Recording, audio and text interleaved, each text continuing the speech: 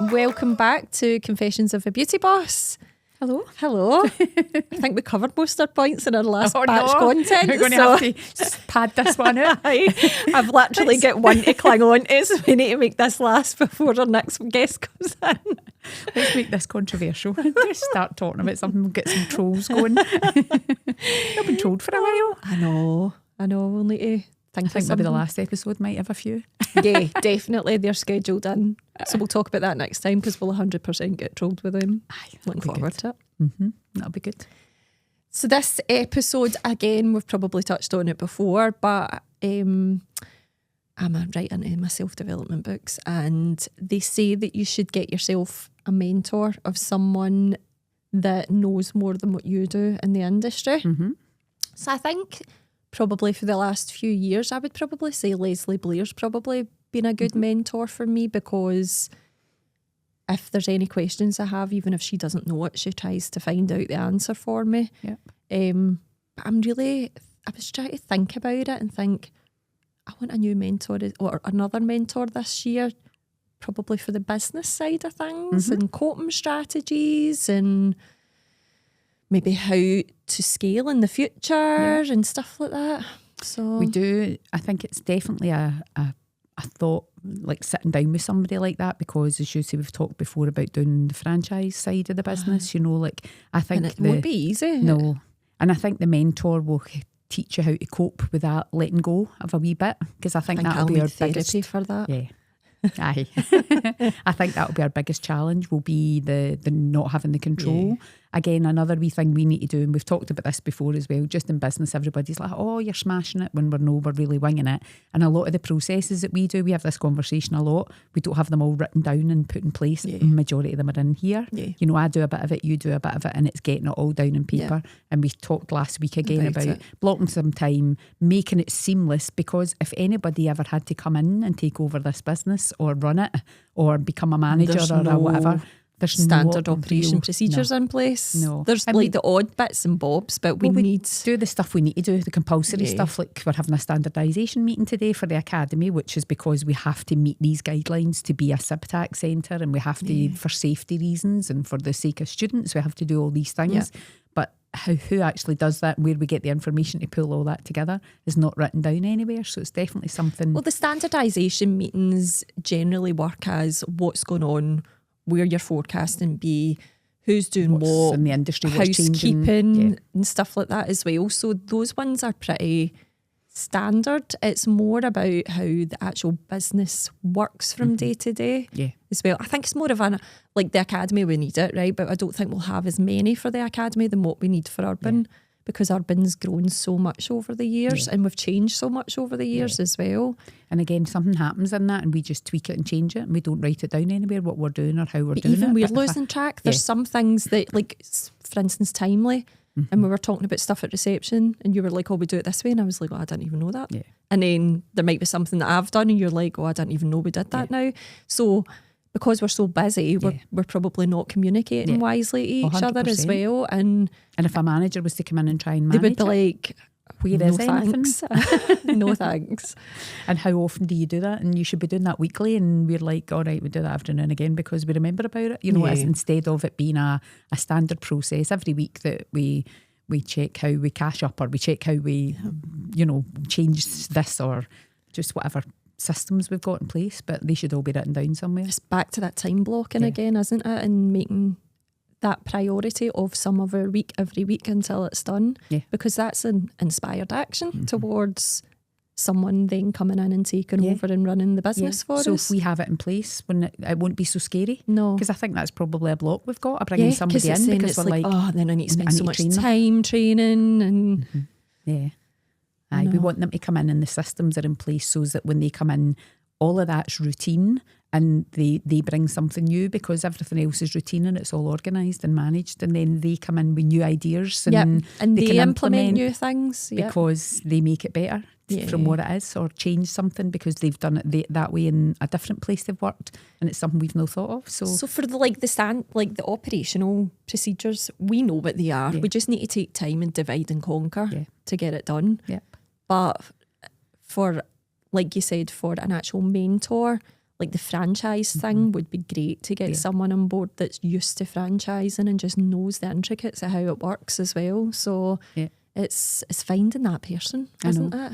I know. LinkedIn, I've had a few people slip into my DMs. Hi, I'm Simon. I franchise.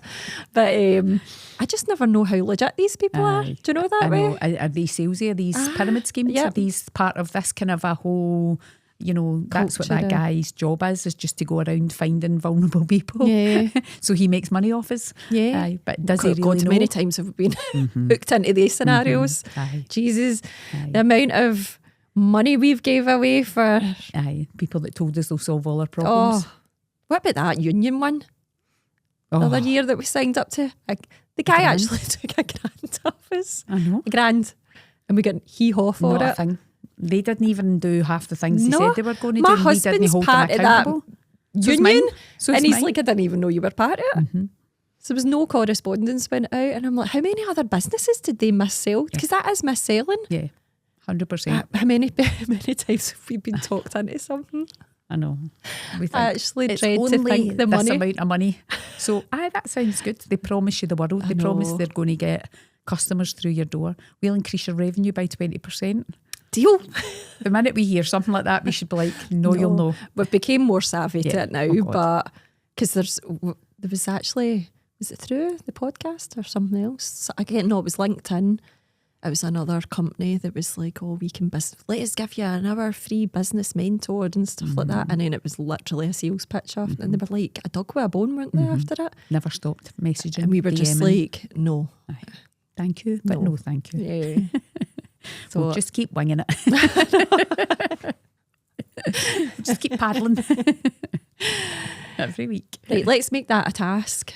Well, we're doing it in the management and leadership course that we're doing now. So I'm actually doing the course, and time blocking is such a key thing, and I started it. So last week I've done a wee bit better. Good. Actually ticked off more off my list. Good. A wee to-do list every day is no just adding to it every day. I'm actually looking at the week ahead. You done your homework for tomorrow? Yeah. Have you? Yeah. The table? Yeah. I don't know if I believe that. Will I be 100% I think I smell honest? shite. I was going to do it yesterday and I was too hungover. So I'll be doing it at 11 o'clock tonight. I don't think anybody else has either, because I've been looking in homework folders and nothing's been uploaded. Last week's homework I've done, and I must admit I've been doing bits in my pack every now and again. I'll do wee bits, but the actual homework for tomorrow, no. Are you finding it good? Yeah, I am actually enjoying it. I think the wee sessions, the online sessions on with the girls has been really good to see how we're all the same. You know, I thought they would have all their shit together because they work for a big organisation. I just assumed their processes would be the same in every hotel because they would have like a suite of paperwork that they all have to fill in. Every one of them's doing the same thing. I think that's the funny thing, isn't it? Because again, us 8 years ago would have seen big hotels like ones that we work with and just thinking, wow, they've got it all together. They have got it.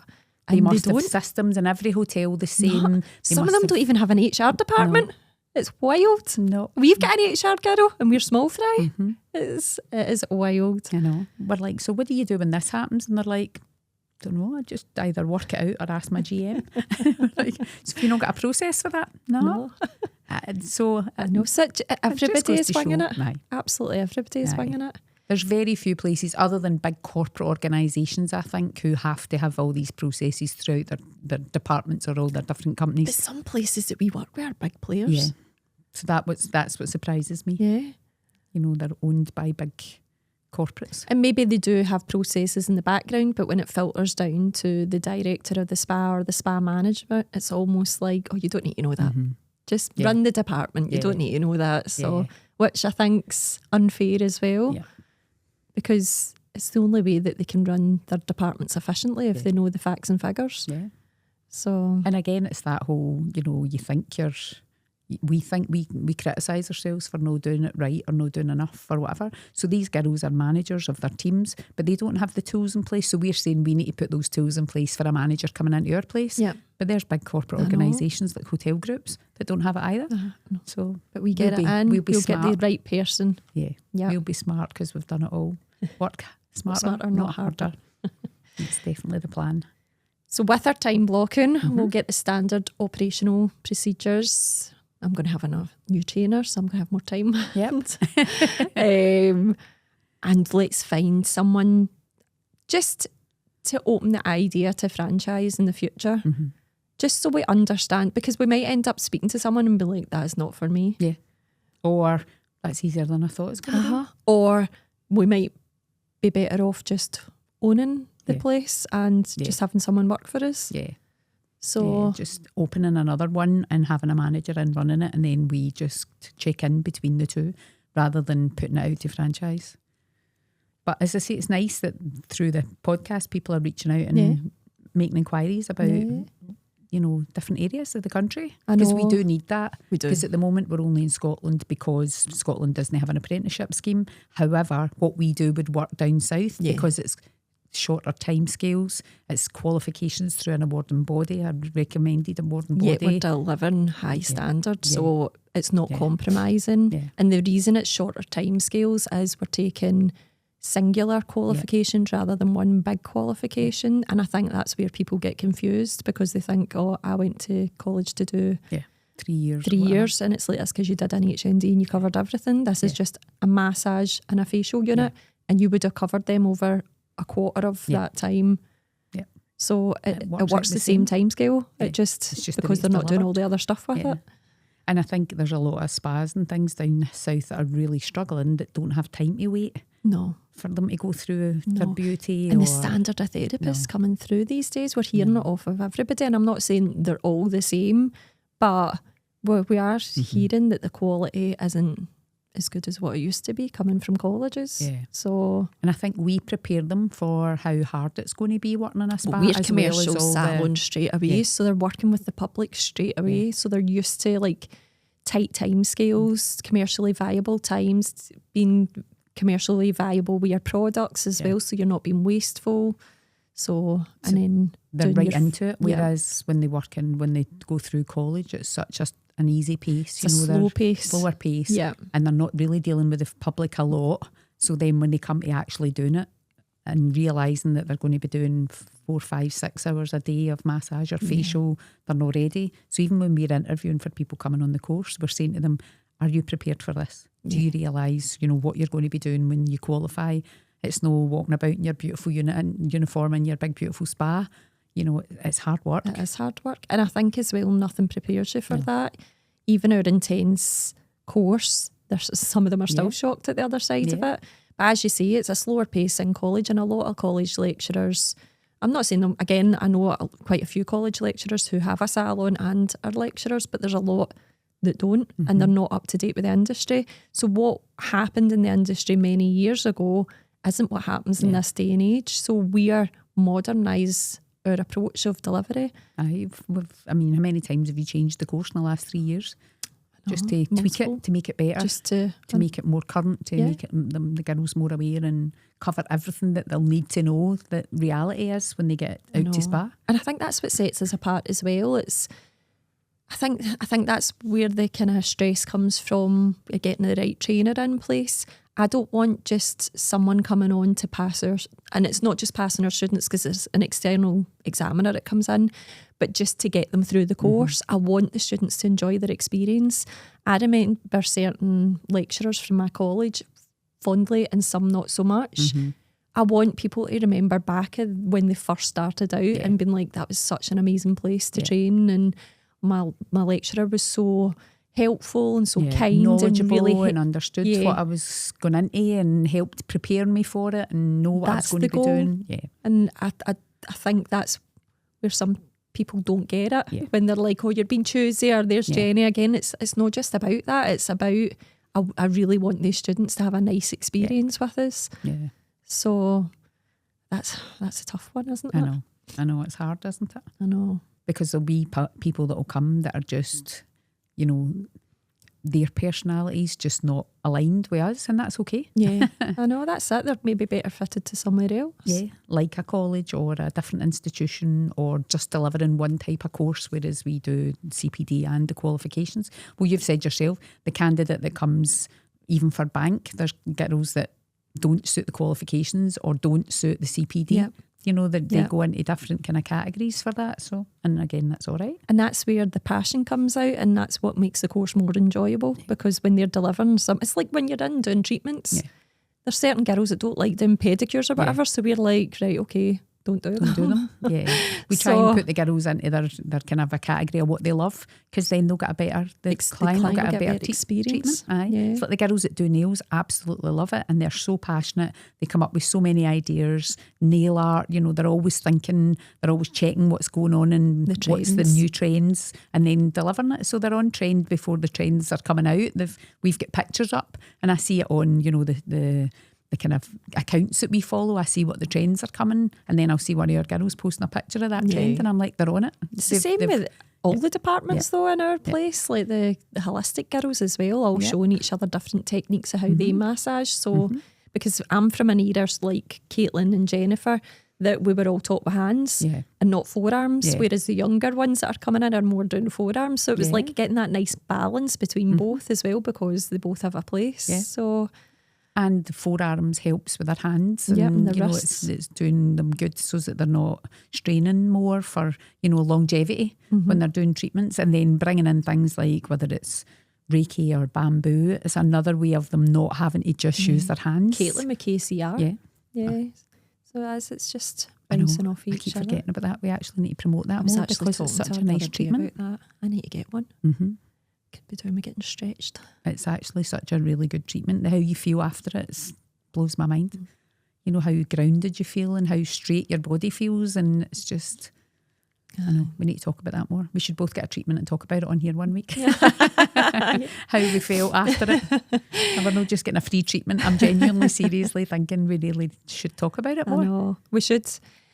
We do that many things, isn't it? It's streamlining what we talk about what week. Well, you were showing the girls lymphatic. It's such a big buzzword just now, lymphatic drainage. And it's so worthwhile, but also so dangerous if it's done the wrong way. So it's so important to get that right and do the treatment right and be safe and mindful of your client. And all doing things differently. Like Caitlin and I were training Rachel up, and more so Caitlin was showing like her different moves, and there was even moves that Caitlin did, and I was like, oh, that's a good one. So it's all bouncing off of each other and learning from there. So going back to mentor. Yes, we need a mentor.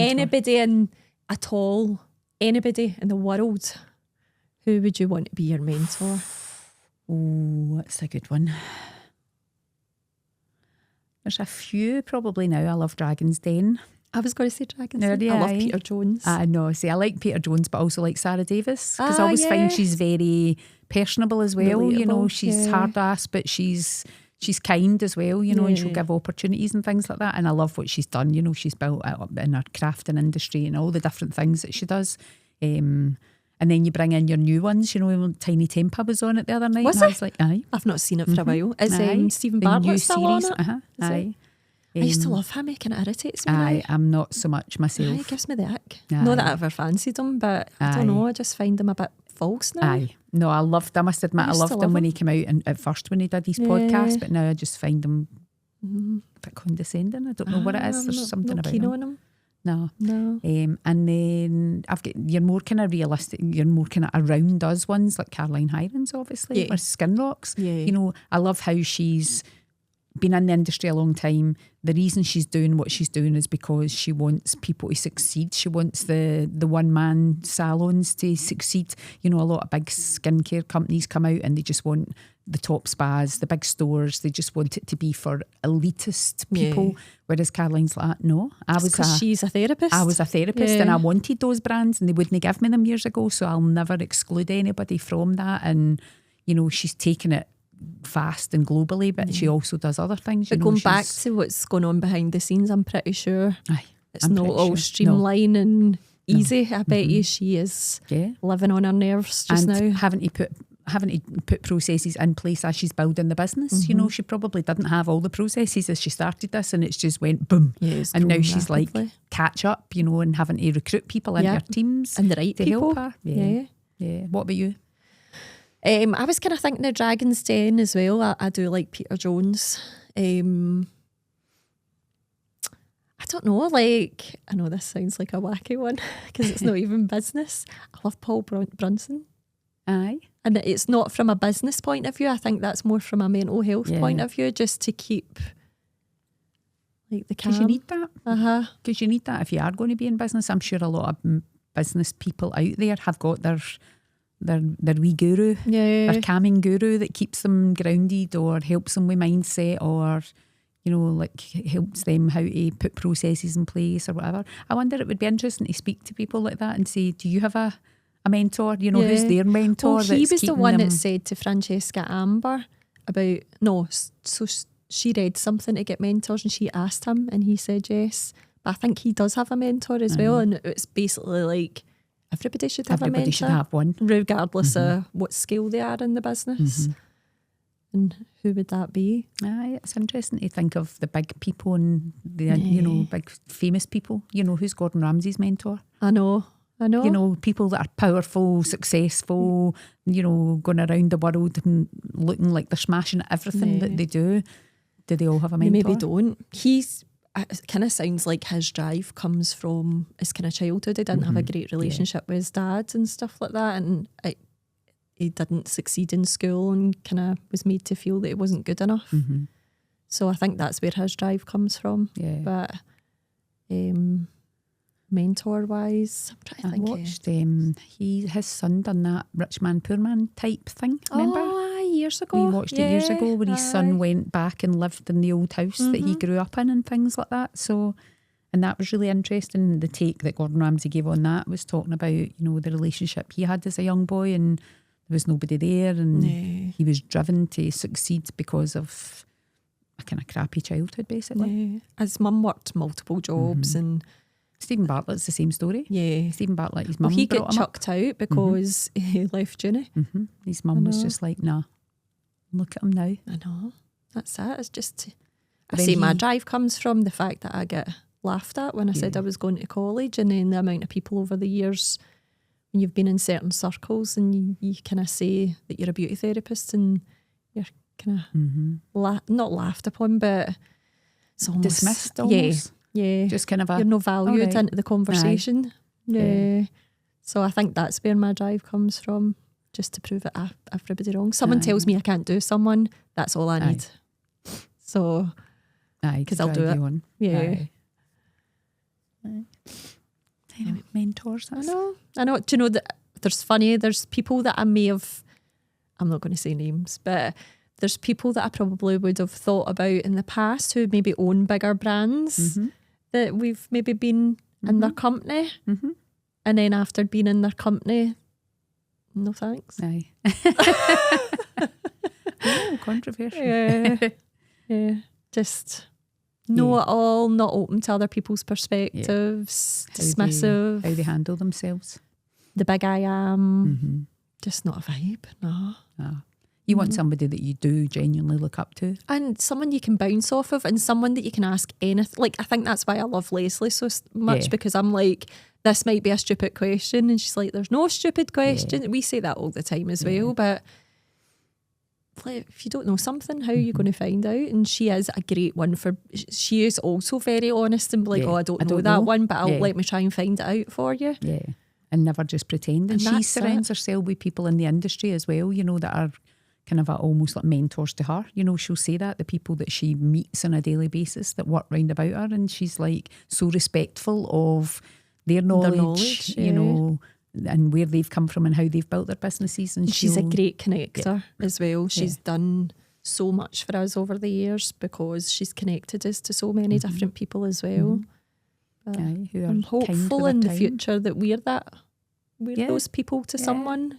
I suppose that's the goal, isn't it? To be the connector, there must be people out there that are starting where we are, starting their journey to what we've achieved so far. I'm sure there must be people out there that are like. And it's just being mindful, like if you ever reach out to someone for being a mentor, being respectful of their time as well, because they're obviously going to be busy people. It's like, what can I give them back? Yeah. In return. That was that one. If in doubt, I'll hang about with Chris Hemsworth. Hope my husband's not listening to this. I watched that programme last night, the one about the Disney Channel with his dad. Oh my God. I've not watched it yet. Another thing that got me this morning when you're saying that about it being emotional was the boy that won the BAFTA last night for I Swear. That. So Robert Amarillo, I think his name is, just a down-to-earth guy who got a break on this film, and he was up against Leonardo DiCaprio, Ethan Hawke and Timothy... The one that's going out with Kylie Jenner. Yeah, and he won it last night, and the clip of him, he's just absolutely gobsmacked. He's so emotional, and I thought, love that. I love the underdog like that coming up. Definitely. And you know how he's achieved and how humble he was on that stage. And he actually thanked, so apparently Ethan Hawke came to his school when he was a boy, like drama school or whatever it was at, and spoke to the class about, you know, oh God, we're talking about mentors. That's just came to my head there. And he thanks Ethan Hawke, who he was up against. He's like, I can't believe I'm up here talking to you and you came to my school when I was a boy. And Ethan Hawke, you could see him getting all emotional or filling up and everything. And I was like, that's such a nice... paying him back. I could It's almost a full think as circle though moment, isn't it? I've no won the BAFTA. You took the BAFTA off of me, but thanks anyway. But my chat helped you get there. Thanks to me, you're up there. Aye. That's nice. No, that's my hope for the future. Yep. That's Give one it of back. one Pay of the it forward. goals. Pay it forward when I'm swimming with the pigs, finally. Anyway, if you enjoyed this episode, give us a like, follow and subscribe. Tell me what it takes to get you feeling